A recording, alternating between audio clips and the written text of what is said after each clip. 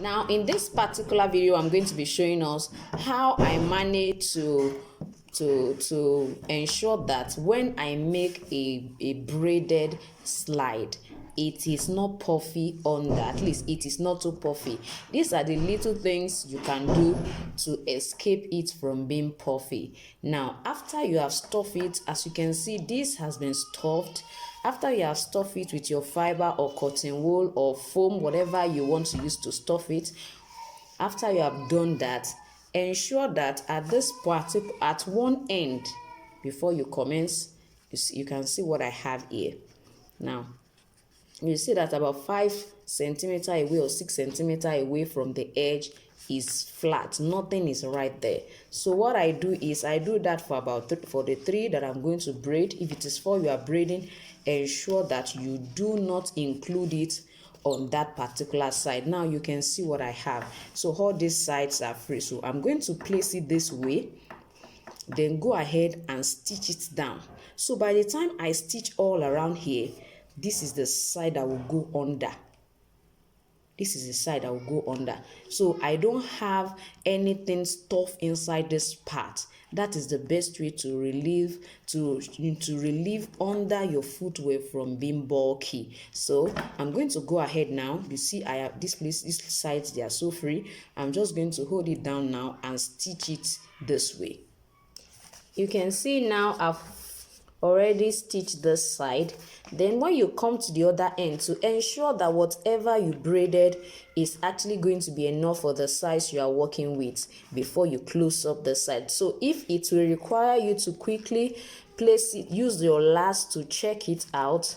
Since this is going under and this is going to be on top, this is how big this is going to actually look like. So since it's going to be on top, you definitely have to check. So after checking and you find out that okay, it can stop anywhere here, so what you do is the same way we did when we were starting this side. You are going to remove whatever stuff that seems to be at that particular point, so that it will be easy for you to just stitch it down, and then you can go ahead and then last your braided slide. Yes, now you can see what I've already taught us how to position our leg. So that's why I will be showing that in this particular video. You can see how it looks. You see that this place is not looking bulky, and for the back you can see what I have. So what I'm going to do is I'm going to try to reduce all this excess, reduce it, and make sure they lay flat, so that at the end of the day when I want to last it, you will find out that it will not be having all this. Now when you want to last, you can see the way this place is bulking out is because of all of this. I didn't open it up as wide as I ought to. I didn't want it to be too wide. That's the reason why it's bulking out. So each time you cut inside the sew and it's bulking out this way, you should know it's because the space you opened is not enough for it. So, and I wanted it to be this small. I don't want it to be too long. That's why I'm having that bulkiness. So what I'm going to do is, as soon as it's time to bottom it, I'm going to, after bottoming the side, when I get here, I will try and see how I can show us that I'm going to push it in here when I want to bottom it. So that will cover up for that side that is bulging out at this point in the insole. Now, to quickly remind us before I cut the second one, I told us please don't cut straight. Now if you look at this, you find out that this side is curved. So when you want to also open it up, make sure you open it in that direction. Don't just do it straight, making this place look shapeless at the end of the day. So please make sure you pay attention to that.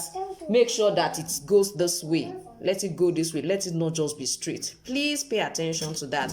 And please, this is what I mean by that. Now you will see the way my hand will definitely go.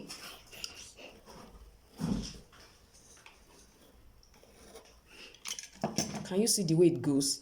Please don't be doing that straight thing. It doesn't make the work look perfect and okay. Knowing fully well that anytime you are passing it by the side, you are supposed to, of course, when you're passing it by the side, it's passed by that side. It's not as if it's straight. It takes that particular shape. So please pay attention to that particular part. Now have already applied my gum. I use this particular top bond adhesive. It's also a contact adhesive, but the brand name is Top Bond. You can use Top Bond, you can use OC High, you can use Energy. Those are the available ones in Nigeria, for example.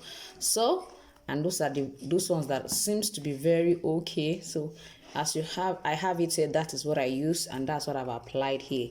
So for our last thing, just go ahead, hold it up this way, and then you follow it down gently.